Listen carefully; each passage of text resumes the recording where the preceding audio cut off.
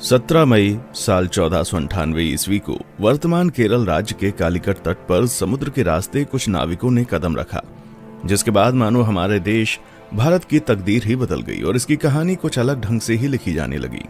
दोस्तों, ये वो दिन था जब यूरोपियन समुद्री नाविक एवं खोजकर्ता वास्को डी गामा ने भारत की खोज की थी। अब बहुत से लोग सोच रहे होंगे कि भारत का इतिहास तो हजारों साल पुराना है। सदियों से यहाँ पर जनपद, मौर्य साम्राज्य, गुप्ता साम्राज्य और दिल्ली सल्तनत के आदि राजाओं ने यहाँ पर राज किया था। तो फिर कोई कैसे भारत की खोज 1498 ईस्वी में कर सकता है? तो दोस्तों, आपको बता दें, भारत में सदियों से जितने भी आक्रमणकारी जैसे सिकंदर, मंगोल आदि आते थे, तो वह हमेशा भारत को पश्चिमी एशिया से जोड़ने वाले मशहूर रास्ते खैबर दर्रा से होकर आते थे। लेकिन 17 मई 1498 को वास्को डी गामा ने समुद्र के रास्ते यूरोप से भारत के केरल राज्य के कालीकट तक पहुंचकर एक समुद्री रास्ता ढूंढ निकाला था, जिसे ही वास्तव में भारत की खोज माना जाता है। दोस्तों, आपको बता दें, उस समय भारत अपने कृषि उत्पादों के लिए बहुत ही ज्यादा मशहूर हुआ करता था। विशेषकर मसालों जैसे कि काली मिर्च, इलायची, दालचीनी आदि के लिए बहुत प्रसिद्ध था, जिस कारण उस समय भारत के साथ व्यापार करने के लिए यूरोप तथा अरब के देशों के बीच होड़ लगी रहती थी। लेकिन उस वक्त एशिया के प्रमुख देशों जैसे भारत, चीन, म्यांमार आदि के साथ व्यापार केवल स्थलीय मार्ग से ही होता था, जिसे सिर्फ मुस्लिम शासक एवं व्यापारी ही इस्तेमाल किया करते थे और मुस्लिम शासक उस मार्ग से यूरोपियों को व्यापार नहीं करने देते थे। लेकिन जब यूरोपीय लोग भारत में आने के बारे में और यहाँ की दौलत के बारे में सुनते थे, तो वे भारत पहुँचने के लिए और भी उत्सुक हो जाते थे। इसलिए व्यापार मार्ग की समस्या को खत्म करने के लिए कई यूरोपीय देशों ने यूरोप और भारत के मध्य एक समुद्री मार्ग खोजने का प्रयत्न शुरू कर दिया। मगर कई सालों के प्रयासों के बाद भी कोई सफल नहीं हो सका, क्योंकि उस समय यूरोप में समुद्र को लेकर तरह तरह की अफवाहें उड़ती रहती थी। जैसे कि कई लोगों का मानना था, अगर समुद्र में नाव को बहुत दूर तक ले गए तो नाव समुद्र के अंतिम छोर पर जाकर गिर जाएगी। इसलिए कुछ नाविक समुद्र में बहुत लंबा सफर नहीं करते थे।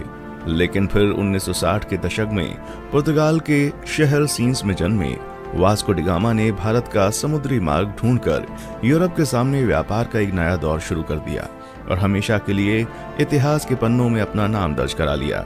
कैसे शुरू हुआ था भारत को खोजने का सफर? दोस्तों, वास्को डी गामा का जन्म 1960 के दशक के आसपास ही पुर्तगाल के सिंस में हुआ था। उनके पिता एस्टेवा भी एक अच्छे नाविक एवं समुद्री खोजकर्ता थे। वास्को डी गामा का सारा बचपन अपने पिता के साथ एक नाविक और यात्रा के माहौल में बीता था। फिर सन 1480 में वास्को डी गामा ने अपने पिता का अनुसरण करते हुए पुर्तगाली नौसेना में वो शामिल हुए। यहीं पर उन्होंने नौचालन का एक एडवांस तरीका और लंबी समुद्री यात्रा करना सीखा। फिर उस समय पुर्तगाल के राजा हेनरी, जिन्हें हेनरी द नेविगेटर के नाम से भी जाना जाता था, उन्होंने उत्तर और पश्चिम अफ्रीका में कई सफल समुद्री यात्राओं तथा खोजों को आर्थिक सहायता एवं संरक्षण प्रदान किया था, जिस वजह से बहुत से नाविक नए नए द्वीपों को ढूंढने की कोशिश किया करते थे। इसी के चलते 1487 में पुर्तगाल के ही एक प्रसिद्ध खोजकर्ता बार्टोलुम डायस ने अफ्रीका के दक्षिणी सिरे तक यात्रा करके ये पता लगा लिया था कि हिंद महासागर और अटलांटिक महासागर एक दूसरे से जुड़े हुए हैं। जिसके बाद डी गामा, जो समुद्री यात्राओं एवं खोजबीन में गहरी दिलचस्पी रखता था, वो जानता था कि यदि हिंद और अटलांटिक महासागर अफ्रीकी भूमि के अंत में जुड़ते हैं तो वो अफ्रीका से दूर दक्षिणी कोने पर मौजूद केप ऑफ गुड होप के माध्यम से भारत तक पहुंचने का मार्ग खोज सकता है। जिसके बाद 8 जुलाई 1497 को वास्को डी गामा ने 4 जहाजों और 170 आदमियों के दल के साथ पुर्तगाल के लिस्बन शहर से अपनी यात्रा शुरू की। वो खुद 200 टन वजनी सेंट गैब्रियल नामक जहाज में सवार हुआ और अपने छोटे भाई पाउलो को सेंट राफेल नामक जहाज का नेतृत्व सौंप दिया। फिर कुछ दिनों के बाद उनका जहाजी बेड़ा इस समय के मोरक्को देश के निकट स्थित कैनरी द्वीप से गुजरते हुए केप वर्दे द्वीप समूह पहुंचा और वहीं 3 अगस्त तक रुका रहा।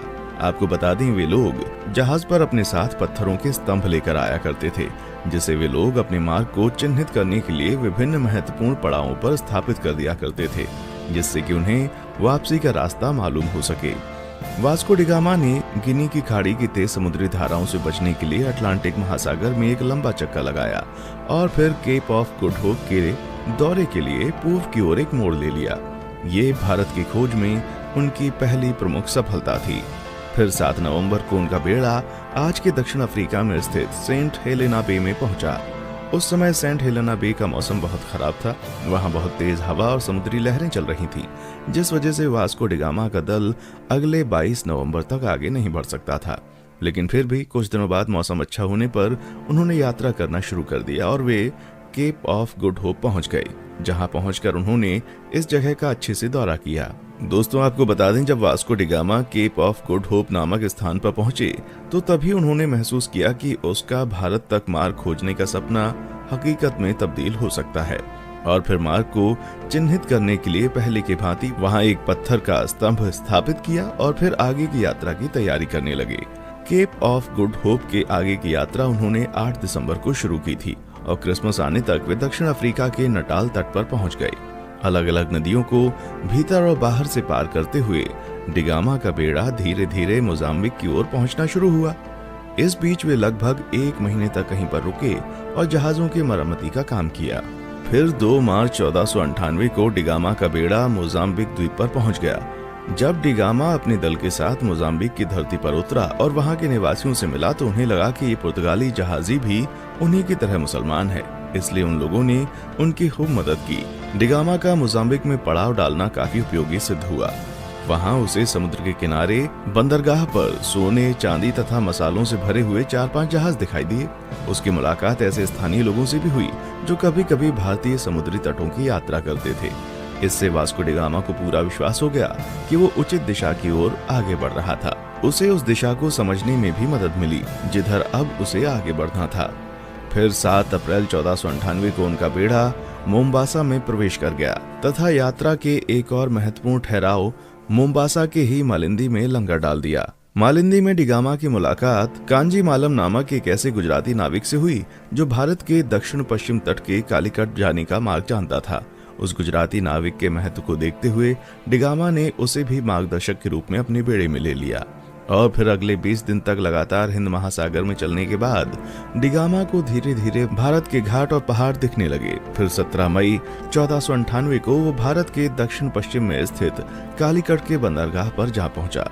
कालीकट में स्थानीय राजनयिकों द्वारा वास्को डी गामा का काफी अच्छी तरह से स्वागत किया गया। वो यहाँ लगभग अगले 3 महीने तक रहा और भारत के बारे में बहुत सारी महत्वपूर्ण जानकारियां इकट्ठा करता रहा। दोस्तों, वास्को डी गामा के भारत आने और उसके कालीकट में उतरने के बाद भी कई ऐसी घटनाएं हुई जिसके बारे में अभी भी लोगों में सहमति नहीं हो पाई है, लेकिन हम अपने किसी और वीडियो में उसके भारतीयों के साथ किए गए जुल्म और अत्याचार पर अलग से वीडियो बनाएंगे। इस वीडियो में हम सिर्फ उसकी यात्रा पर वीडियो बना रहे हैं। दोस्तों, यहाँ 3 महीने रहने के बाद वास्को डी गामा 2 साल से अधिक समय की यात्रा करते हुए 18 सितंबर को पुनः लिस्बन लौट आया। इस दौरान उसने लगभग 38,600 किलोमीटर की यात्रा की थी। और दोस्तों, आपको बता दें कि इस लंबी साहसिक यात्रा में उसके कुल 170 साथी थे, जिसमें से 116 की यात्रा के दौरान मृत्यु हो गई थी। वास्को डी गामा की इस उपलब्धि से पुर्तगाल के राजा बहुत खुश हुए थे तथा उन्होंने उसे दूसरी बार फिर से 1502 में भारत की यात्रा पर भेजा था। इतिहासकारों का मानना है जब डी गामा विभिन्न प्रकार के भारतीय मसालों और रेशम के साथ अपने देश पुर्तगाल लौटा तो उसने केवल मसाला बेचकर ही यात्रा पर खर्च किए गए पैसों से 4 गुना ज्यादा पैसे कमा लिए थे। दोस्तों, फिर 1524 में वास्को डी गामा की मृत्यु कालीकट में ही तब हो गई जब वो अपनी तीसरी यात्रा पर भारत आया हुआ था और कई इतिहासकारों के मुताबिक उसकी मृत्यु का कारण मलेरिया था। दोस्तों, जब डी गामा ने यूरोप और भारत के बीच का समुद्री मार्ग खोज लिया था तब डी गामा का नाम पूरे यूरोप में बहुत मशहूर हो गया था और उसकी उस साहसिक यात्रा की चर्चा सभी यूरोपीय देशों में होने लगी थी तथा धीरे धीरे अन्य देशों ने भी उसी खोजे गए रास्ते से अपने अभियान भारत भेजने शुरू कर दिए थे, जिस वजह से पुर्तगालियों के बाद डच, डेनिश, ब्रिटिश और फ्रांसीसी भी भारत आना शुरू हो गए थे। उसके बाद आगे के दशक में भारत में जो भी हुआ वो हम अच्छे से जानते हैं कि कैसे भारत इन यूरोपीय देशों की कॉलोनी बन गया। दोस्तों, आज के लिए बस इतना ही। फिर मिलते हैं एक और वीडियो में। तब तक आप हमारे चैनल को लाइक, शेयर और सब्सक्राइब जरूर करें और आप किस टॉपिक पर वीडियो चाहते हैं नीचे कमेंट सेक्शन में आकर बताएं। देखने के लिए शुक्रिया।